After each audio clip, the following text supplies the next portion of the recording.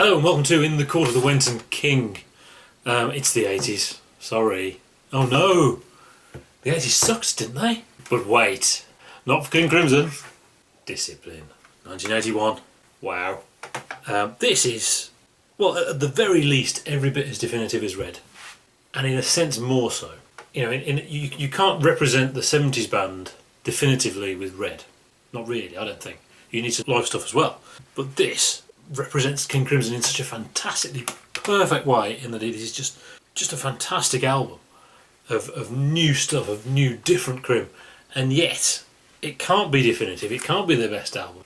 Well, it might be their best album, but it can't be definitive because it doesn't have the heavy thing. There's a thing in King Crimson, in all other areas really, that isn't on this.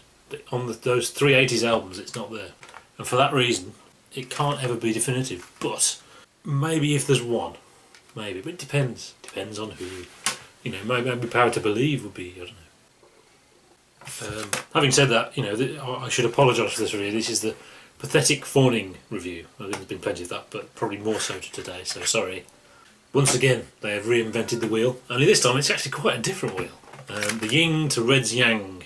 Fripp's drive to 1981 finishes at this point, and the incline to 84 starts, which is interesting how these things, it's a clever way to manage yourself, I suppose. I wish I had the intellectual capacity to do that kind of thing, because I could get things done. And perhaps surprisingly, Bill Bruford is back. There was a suggestion that Bill Bruford, his band, the band Bruford, which is absolutely fantastic, with Alan Holdsworth and Jeff Berlin and Dave Stewart, but not that Dave Stewart, the other Dave Stewart, was actually deliberately sabotaged while on tour by the record company or management or someone to make him go back to King Crimson. But supposedly, basically, the money ran out and it wasn't happening. So what does Bill bring? Bill brings his unique style, the Bill Bruford sound. He's not a heavy drummer, but he is a busy drummer. Maybe it's the way he approaches songs in an interesting way, which is very Crimson-esque. Well, became Crimson-esque because he's on so many albums. He also doesn't care about time, in a way Fripp apparently does, and that's an interesting thing. And it's interesting that he's brought back. Who else do we have? Well, we have one Adrian Belew, who played with already Zappa, Bowie, Talking Heads, you know, but we're still relatively unknown. This is where he found his thing. He's a songwriter though, and that's so important, because the other Crims always had this problem with lack of material, except for maybe 1969. But now you have a proper songwriter in the band, you'll never be short of material, because songwriters write songs, that's what they do. It just comes out. It doesn't have to be, I've got 2 weeks off, I've got to make myself write some music. Adrian Belew writes songs, so they'll always have songs, whether they're suitable or not, you know, but they'll always have songs. He's a foil guitarist to Fripp, so now we have 2 guitarists. There's no saxophones, there's no wind instruments, none of that, it's just guitar, all guitar, maybe some drums as well, but mostly guitar. Maybe the drums should make a guitar noise. And he's nothing like Robert Fripp. Apparently, in the auditions or in the rehearsals, it took time to get there because for the first time you've got someone playing in the band who's a fan, effectively. Started off trying to play like Fripp, and it obviously became clear that what they needed to do was, you know, Adrian Belew needed to play as Adrian Belew does, and Fripp plays as Fripp does, and it's a wonderful mix. Because Belew, you know, he's got that Hendrix stuff. It's you know, kind of a prog Hendrix, but not like Zappa in that he's not so dirty. He uses his effects more, and it's more about the sound rather than I'm going to play this note, then this note, then this note, then this note, which is what Zappa does. And Zappa is composing, so he's just thinking about, I want this note and this note. He's not thinking about how well he's sounding a note. Belew's thinking about the texture of the noise, which is just so fantastic. And although it's very, very Hendrixy, it is not blues. It's something, prog, something. But you know, I wouldn't want to transcribe his guitar solos. There's no way you could with Fripp. Much easier to transcribe Fripp solos than blues solos. He's also a frontman, which obviously means Fripp doesn't have to be the frontman, isn't the focus, and that's kind of a thing. It's suggested he didn't want that, and he insists he's not the band leader. He's the guidance, but not the band leader. So that means he gets to sit at the side and play along, kind of with Belew, who's jumping around and doing all the cool stuff, and actually playing a lot or most of the solos some of the time.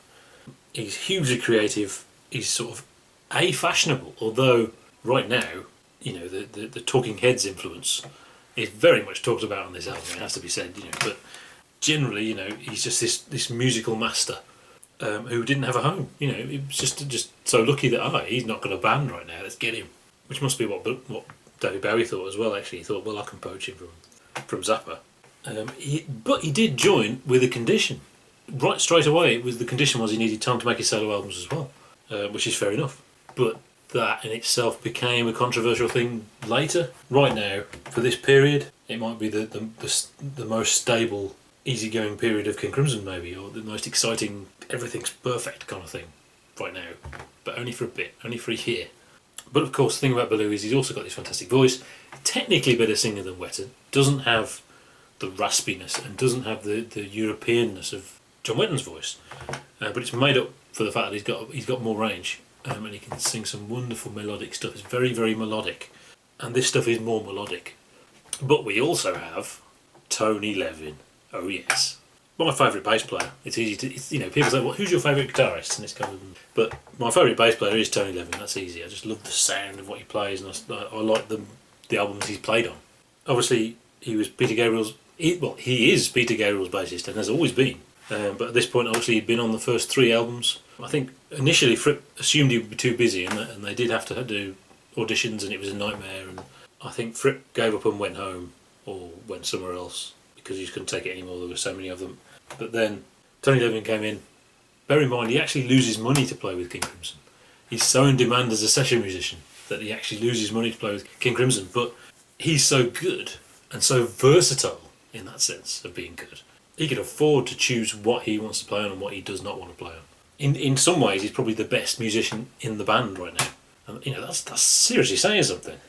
So he came into the rehearsal, and they've got a whole day trying to get people to play Lock Stones 2, and none of them were quite right. Oh God! And he played the 9/8 figure. Bear in mind, he'd never heard Lock Stones 2, but he plays the 9/8 figure perfectly before Bill had even finished his sentence. That's how the story goes. How true that is, I don't know, but it's that's how good the guy is. And they even played Adrian's part as well at the same time to demonstrate it to Adrian Belew. How you play this bit and I'll play this bit, and did the both at the same time. And again, nothing like John Wenton, because obviously he's the bass player. Although he does sing. He's got an interesting voice. Obviously it's a lighter touch, and it's a funkier touch. It's very American style compared to John Wenton's very boo. But he's not going to secretly turn himself down and then turn himself up or any of that stuff, because he's an all-rounded musician in that sense. But of course, he's not just a bass player. He plays the stick, that fantastic touch instrument. One day I'll get one. I only buy cheap guitars. I've just bought. This may be on another video by the time you see this, I don't know, but I've just bought an 8-string actually. But I mean, that was only £300. If I was going to spend proper money on good instruments, I'd probably get a stick, actually, because I love a stick.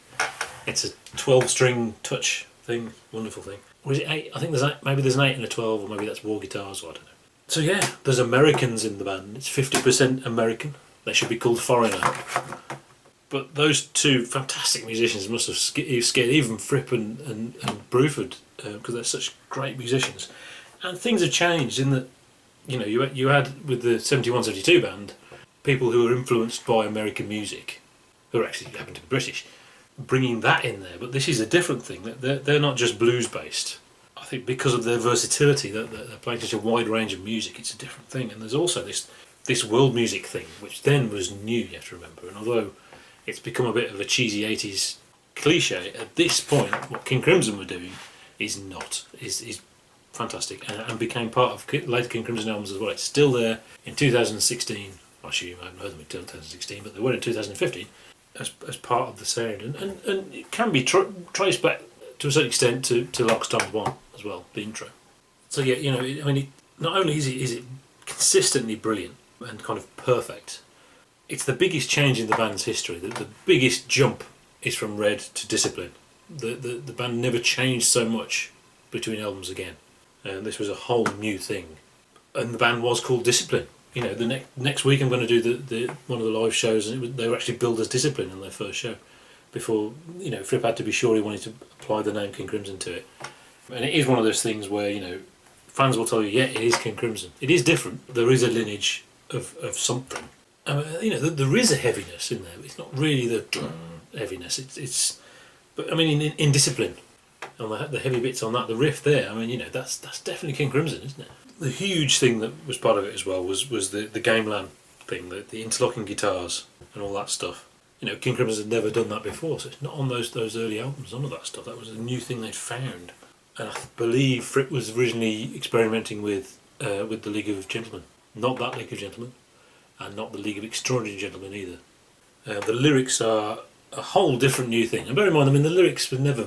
the lyrics were occasionally excellent, but obviously the lyrics were a problem for King Crimson. And it was always difficult, and they had a lyric writer which was pretty good, but there was always something not... It was never 100%, but what Adrian Belew brings to it is something Crimson-like that's in the lyrics, I think, and brings humour with it as well. If you take the humour right the way back to the Islands Band, it's almost a similar humour, I think. The wordplay and all that, it's brilliant. No flying brick wall, more of a whole, I think. There's an element of, 72, 74, it's about individuals, he's doing this and he's doing this. They're more of a band, actually, I think. And so the question, is it King Crimson? Is it just a very good Fripp band? Is it a matter of, they make albums and they call them King Crimson and you add to the definition as you go along. So now, here, I know this is King Crimson because it sounds like King Crimson. But are they just adding things to the definitions as they go along? Was it a matter of, playing in the primary league or whatever Fripp called it? No, I think it is King Crimson, and I think it's significant that they waited to call it King Crimson. It wasn't just yet King Crimson. They waited to try it out and even did gigs, and then decided, this is King Crimson. And 69 is different to 72, 74 as well. So it's been evolving, but there is a vibe in there, I think. They got an external producer, and I think that was a fantastic idea. Obviously you've got to get the right person, so it's tricky, but I think that was brilliant, and that's why this sounds great. The other two 80s albums sound from the 80s. This just sounds great. I love clarity. I don't need high tech. I don't want booming or any of that. I don't like the sound of production. I want to see the sound of them playing, and it's got that clarity that so few Crimson albums have. So I love the sound of it. And it helps make the songs definitive as well. These are definitive versions of these songs. Not necessarily best. Absent Lovers has some searing, on fire live versions, but these are the songs, purely, in a way the next two albums kind of failed to do. And track one is Elephant Talk. The title must come from Belew's ability to make his guitar sound like animals, and he can make it sound like an elephant. But of course it opens with a riff played on the stick, a funky riff. Lyrics are spoken word. There's obvious parallels with Talking Heads, and yet this hasn't aged in a way Talking Heads has. Strangely, I don't know why that is. Apparently the original concept for the lyrics were Fripp's, actually, and then Belew went with it and made his own version of it, making it alphabetical. So the first verse is A, second verse is B. Belew's solo introduces Adrian Belew's solo work in what he does. It's that wild stuff I talked about. It's perfect. And there's Fripp's solo as well, which is funny and interesting and weird sounds. Turkish trumpet, that's I think what people call it. And it dissipates the expectation of it's Robert Fripp making his solos now, like from the 70s heavyweight band. Sid Smith says this song is the beginner's guide to 80s Crim, and I don't think it is. I don't think there's anything quite like Elephant Talk, not quite. Apart from Belew's solo, it's pretty unique, actually, to a certain extent. But I think Frame by Frame, actually, is the definitive beginner's guide to 80s Crim. You've got the interlocking guitars, Gamelan, whatever it is, and you have Fripp going out and coming back in again. So they're playing in 7/8, but then Fripp drops a note. So Belew is playing,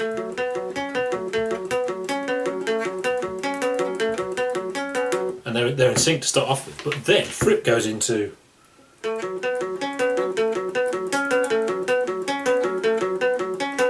which means it's like a sliding time signature. They slide out of synchronisation and then come back in again after 91 beats. So it's kind of 91/8. It just sounds great. Fantastic bit of melodic vocals from Belew, exactly what wouldn't have happened in the 70s. You've got this great fast bit, which is very Bruford, I think. And you've got Fripp doing his fast picking thing with some thrashy chords, which Fripp wouldn't have done in the 70s with that as well. So you've got the best of both worlds there. Track 3, Mate Kudesai. This is the ballad of the album. It's one of my favourites from the 80s. The ballads. This is by far the best for me. It's funny. In a sense, it's not very Fripp. Although it turns out he wrote the basic chords for it, actually.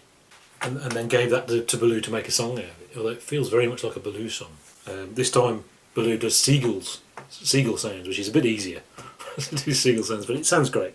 There is a bonus track on some versions of this album, which I don't have. I've still only got the definitive edition, which was the second CD release. And like the 5th or 6th CD release, there's a bonus track with an alternative guitar solo from Fripp, actually playing his solo, which I don't have yet. I'm holding out for a Discipline box, which may or may not happen. I mean, part of me wonders if it'll be a 80s box of all 3 albums. I hope not. I hope we get a box for each album. That would be so great. We know they did do a download of a tour, so they've got that. They've got that alternative version. They've got a bit of footage. I think the old Grey Whistle test was from this era before Beat, so I think they should. Even if it's, I mean, the Stardust box is only 10 discs. If this was only 8 discs, or I don't know how much the live stuff would go, but it would be a wonderful thing. Mate Kudesai is supposedly means please wait for me. Track 4 is Indiscipline. My favourite on the album, so it's got to be one of my favourite King Crimson songs of all time. Frame by frame though as well, it's difficult. Now, Bill Bruford likes to mess around with the beat. Fripp doesn't like to mess around with the beat. So this gives an opportunity for them both to do that, in that Fripp's sticking to a metronome. And Bill can do anything, literally anything he likes. If you watch the Japan 95 video, which is now on the Thrack box, which was on the Live in Japan 95 video and on Deja Vu, Bill tries to mess with Tony Levin's time. Basically, Tony Levin is keeping time. He's keeping time. And Bill changes the rhythm, and it's ever so difficult to follow. Levin is untouched. He's not bothered at all. He just looks around and grins at Bruford, who fails to confuse him. So Fripp doesn't like his time being messed with. Levin is unmessable. It is certainly the foil to track 7, Discipline, definitely. And that's the interlocking stuff. When they played it live, it was the same. This can go anywhere. It can go on for 11 minutes. The lyrics, again, it's spoken word, but he had a letter from his wife, I think, which was about a painting or a sculpture maybe that she'd made, and she'd said, the more I look at it, the more I like it. I do think it's a good sculpture. But he took out all references to what it was, so it's just someone talking about something. It's all very King Crimson, and yet new. Probably the most obviously Crimson-ness is on that one. It's very special. Track 5, Thela Hun Ginjeet, which is an anagram of Heat in the Jungle. So I assume originally the song, when he was singing the chorus, he was singing Heat in the Jungle. It's never been explained why it's an anagram, or maybe it means something. There were people on Elephant Talk trying to translate it, and nobody did.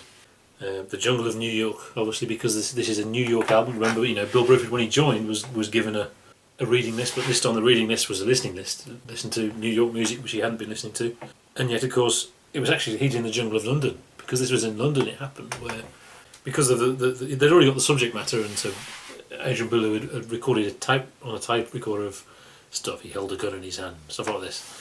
Someone suggests, well, try going out onto the street, walk around the block, and take in the real vibe of. And of course he gets jumped by this gang of nutters and wondering what the hell's on this tape, and they make him play the tape, and says he held a gun in his hand, and they let him go, and he runs into 2 policemen, and then goes back into the studio and explains it all to Bill Bruford, who records what he said, and that's the background sound of this song. It's another funny sliding time riff in that what Fripp's playing doesn't quite match what Baloo's playing. Not quite. I'm not entirely, can't quite remember what goes on there. It's been a long time, but is foiled with.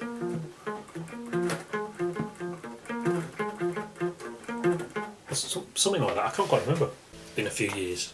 So that's pretty cool. But overall as a song, it's not the best song they've ever done, but it was obviously played a lot, so what do I know. Track 6, The Sheltering Sky. In a way, apart from Indiscipline, maybe this is more obvious. Not so much that it's like Old King Crimson, it's more obvious because it's a jam, and it's a kind of, not ambient, but it's a meandering long thing.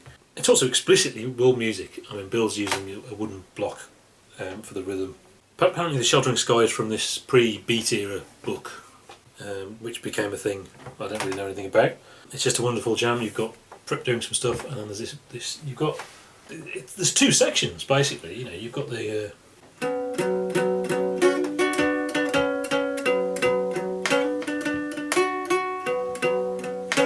stuff with Fripp's riff over the top there. But then halfway through it, after a fair amount of playing, it changes to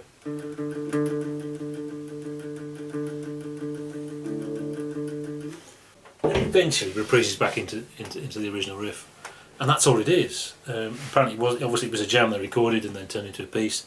I don't think this is the jam. I think this is re-recorded of that jam they originally had. So it's really cool. It's one of those ones where, you know, it'll be interesting hearing the current band playing that, because it's a jam. Obviously, they can make it very, very different to what they like with it. The final track is Discipline.